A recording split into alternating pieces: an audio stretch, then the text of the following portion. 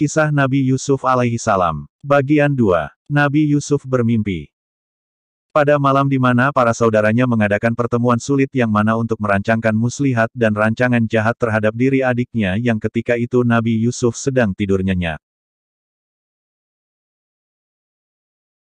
Mengawang di alam mimpi yang sedap dan mengasyikkan, tidak mengetahui apa yang oleh takdir direncanakan atas dirinya dan tidak terbayang olehnya bahwa penderitaan yang akan dialaminya adalah akibat dari perbuatan saudara-saudara kandungnya sendiri, yang diilhamkan oleh sifat-sifat cemburu, iri hati dan dengki.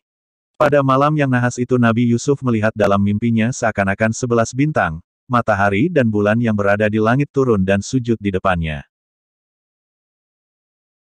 Terburu-buru setelah bangun dari tidurnya, ia datang menghampiri ayahnya, menceritakan kepadanya apa yang ia lihat dan alami dalam mimpi. Tanda gembira segera tampak pada wajah Yakub yang berseri-seri ketika mendengar cerita mimpi Yusuf, puteranya. Ia berkata kepada puteranya, "Wahai anakku, mimpimu adalah mimpi yang berisi dan bukan mimpi yang kosong. Mimpimu memberikan tanda yang membenarkan firasatku pada dirimu, bahwa engkau dikurniakan oleh Allah kemuliaan, ilmu dan kenikmatan hidup yang mewah. Mimpimu adalah suatu berita gembira dari Allah kepadamu bahwa hari depanmu adalah hari depan yang cerah penuh kebahagiaan, kebesaran dan kenikmatan yang berlimpah-limpah. Akan tetapi engkau harus berhati-hati, wahai anakku, janganlah engkau ceritakan mimpimu itu kepada saudaramu yang aku tahu mereka tidak menaruh cinta kasih kepadamu, bahkan mereka mengiri kepadamu karena kedudukan yang aku berikan kepadamu dan kepada adikmu Benyamin. Mereka selalu berbisik-bisik jika membicarakan halmu dan selalu menyindir-nyindir dalam percakapan mereka tentang kamu berdua. Aku khawatir, kalau engkau ceritakan kepada mereka kisah mimpimu akan makin meluaplah rasa dengki dan iri hati mereka terhadapmu dan bahkan tidak mungkin bahwa mereka akan merancang perbuatan jahat terhadapmu yang akan membinasakan engkau. Dan dalam keadaan demikian Saitan tidak akan tinggal diam, tetapi akan makin membakar semangat jahat mereka dan mengorbankan rasa dengki dan iri hati yang bersemayam dalam dada mereka. Maka berhati-hatilah, hai anakku. Jangan sampai cerita mimpimu ini bocor dan didengar oleh mereka. Isi cerita tersebut di atas terdapat dalam al-garis bawah Quran. Dalam surah Yusuf, ayat 4 hingga ayat 10 yang berbunyi sebagai berikut.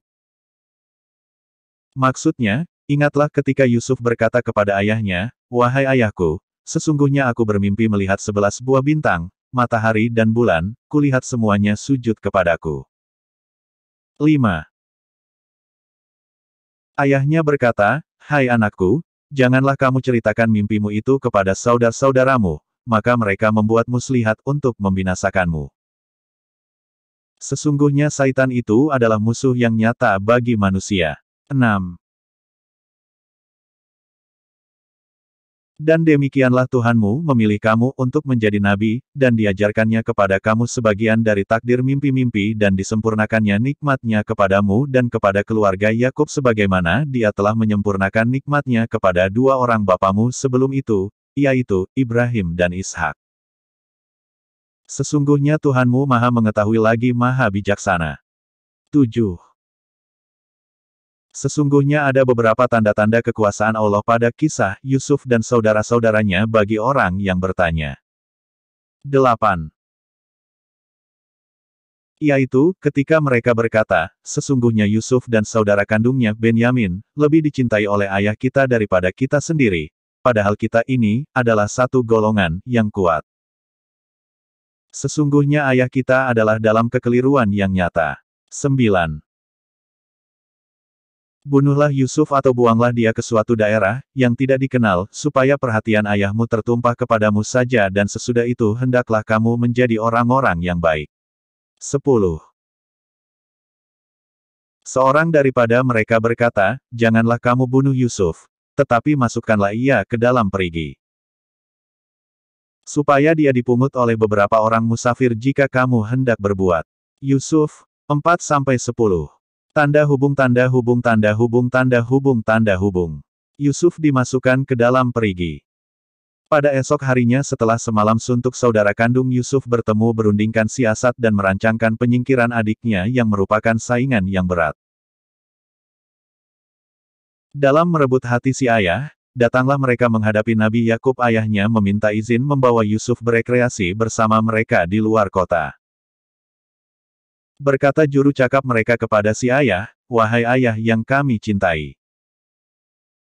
Kami berhajat berekreasi dan berkemah di luar kota beramai-ramai dan ingin sekali bawa adik kami Yusuf turut serta dan tidak ketinggalan, menikmati udara yang cerah di bawah langit biru yang bersih. Kami akan bawa bekal makanan dan minuman yang cukup untuk santapan kami selama sehari berada di luar kota untuk bersukaria dan bersenang-senang, menghibur hati yang lara dan melapangkan dada yang sesak. Seraya mempertebal rasa persaudaraan dan semangat kerukunan di antara sesama saudara." Berkata Yakub kepada putra-putranya, "Sesungguhnya akan sangat merungsingkan pikiranku bila Yusuf berada jauh dari jangkauan mataku, apalagi akan turut serta bersamamu keluar kota, di lapangan terbuka. Yang menurut pendengaranku banyak binatang buas seperti serigala yang banyak berkeliaran di sana. Aku khawatir bahwa kamu akan lengah menjaganya, karena kesibukan kamu bermain-main sendiri sehingga kan menjadikannya mangsa bagi binatang-binatang buas itu. Alangkah sedihnya aku bila hal itu terjadi. Kamu mengetahui betapa sayangnya aku kepada Yusuf yang telah ditinggalkan oleh ibunya." Putera-puteranya menjawab, "Wahai ayah kami. Bukan masuk di akal, bahwa Yusuf akan diterkam oleh serigala atau lain binatang buas di depan mata kami sekumpulan ini. Padahal tidak ada di antara kami yang bertubuh lemah atau berhati penakut. Kami sanggup menolak segala gangguan atau serangan dari manapun datangnya, apakah itu binatang buas atau makhluk lain. Kami cukup kuat serta berani dan kami menjaga Yusuf sebaik-baiknya, tidak akan melepaskannya dari pandangan kami walau sekejap pun. Kami akan mempertaruhkan jiwa raga kami semua untuk keselamatannya dan di manakah kami akan menaruh wajah kami bila hal-hal yang mengecewakan ayah mengenai diri Yusuf." Akhirnya Nabi Yakub tidak ada alasan untuk menolak permintaan anak-anaknya membawa Yusuf berekreasi melepaskan Yusuf di tangan.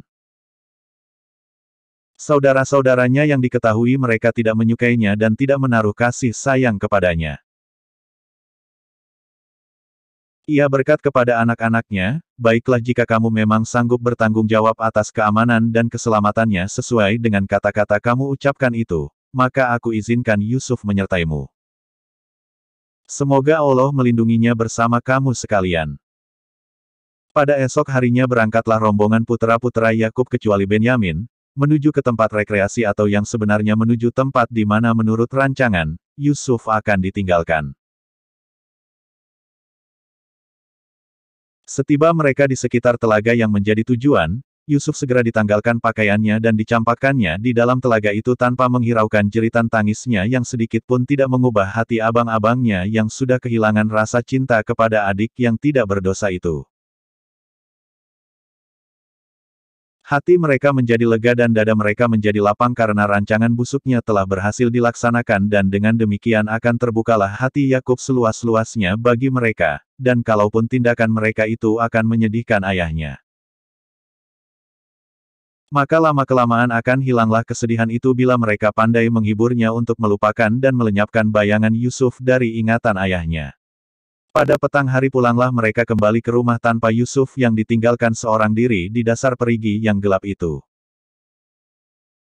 Dengan membawa serta pakaiannya setelah disirami darah seorang kelinci yang sengaja dipotong untuk keperluan itu. Mereka menghadap Nabi Yakub seraya menangis mencucurkan air mata dan bersandiwara seakan-akan dan susah hati berkatalah mereka kepada ayahnya, "Wahai ayah, alangkah sial dan nahasnya hari ini bagi kami. Bahwa kekhawatiran yang ayah kemukakan kepada kami tentang Yusuf kepada kami telah pun terjadi dan menjadi kenyataan bahwa firasat ayah yang tajam itu tidak meleset. Yusuf telah diterkam oleh seekor serigala dikala kami bermain lomba lari dan meninggalkan Yusuf seorang diri menjaga pakaian. Kami cukup hati-hati menjaga adik kami sesuai dengan pesanan ayah, namun karena menurut pengamatan kami pada saat itu, tidak ada tanda-tanda atau jejak binatang-binatang buas di sekitar tempat kami bermain. Kami sesekali tidak melihat adanya bahaya dengan meninggalkan Yusuf sendirian menjaga pakaian kami yang tidak dari tempat kami bermain bahkan masih terjangkau oleh pandangan mata kami. Akan tetapi serigala yang rupanya sudah mengintai adik kami Yusuf itu, bertindak begitu cepat menggunakan kesempatan lengahnya kami, waktu bermain sehingga tidak keburu kami menolong menyelamatkan jiwa adik kami yang sangat kami sayangi dan cintai itu. Oh ayah! Kami sangat sesalkan diri kami yang telah gagal menempati janji dan kesanggupan kami kepada ayah ketika kami minta izin membawa Yusuf, namun apa yang hendak dikatakan bila takdir memang menghendaki yang demikian. Inilah pakaian Yusuf yang berlumuran dengan darah sebagai bukti kebenaran kami ini. Walaupun kami merasakan bahwa ayah tidak akan mempercayai kami sekalipun kami berkata yang benar.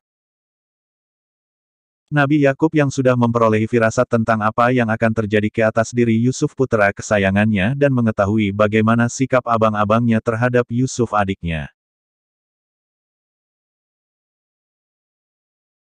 Tidak dapat berbuat apa-apa selain berpasrah kepada takdir ilahi dan seraya menekan rasa sedih, cemas dan marah yang sedang bergelora di dalam dadanya, berkatalah beliau kepada putra-putranya, kamu telah memperturutkan hawa nafsumu dan mengikut apa yang dirancangkan oleh Syaitan kepadamu. Kamu telah melakukan suatu perbuatan yang kamu akan rasa sendiri akibatnya kelak jika sudah terbuka tabir asapnya yang patut dimintai pertolongnya dalam segala hal dan peristiwa. Isi cerita ini telah dapat dibacakan di dalam Al-Quran pada surah Yusuf, ayat 11 hingga 18 sebagai berikut. Petik 2. 11. Mereka berkata, wahai ayah kami, apa sebabnya kamu tidak mempercayai kami terhadap Yusuf, padahal sesungguhnya kami adalah orang-orang yang mengingini kebaikan baginya. 12. Biarkanlah ia pergi bersama kami besok, agar dia dapat bersenang-senang dan dapat bermain-main dan sesungguhnya kami pasti menjaganya. 13. Berkata Yakub, sesungguhnya kepergian kamu bersama Yusuf amat menyedihkan dan aku khawatir kalau dia dimakan serigala sedang kamu lengah daripadanya. 14. Mereka berkata, jika ia benar-benar dimakan serigala, sedang kami adalah golongan yang kuat sesungguhnya kami kalau demikian adalah orang-orang yang rugi. 15. Maka tatkala mereka membawanya dan sepakat memasukkannya ke dalam telaga, lalu mereka masukkan dia, dan di waktu dia sudah dalam telaga, kami wahyukan kepada Yusuf, sesungguhnya kamu akan menceritakan kepada mereka perbuatan mereka ini, sedang mereka tidak ingat lagi. 16. Kemudian mereka datang kepada ayah mereka di petang hari sambil menangis. 17. Mereka berkata, wahai ayah kami, sesungguhnya kami pergi berlumba-lumba dan kami tinggalkan Yusuf dekat barang-barang kami, lalu dia dimakan serigala dan kamu sesekali tidak akan percaya kepada kami, sekalipun kami adalah orang-orang yang benar. 18. Mereka datang membawa baju kemejanya, yang berlumuran, dengan darah palsu. Yakub berkata, sebenarnya diri kamu sendirilah yang memandang baik perbuatan, yang buruk itu maka kesabaran yang baik itulah kesabaran. Dan Allah sajalah yang dimohon perlindungannya terhadap apa yang kamu ceritakan. Bersambung bagian 3.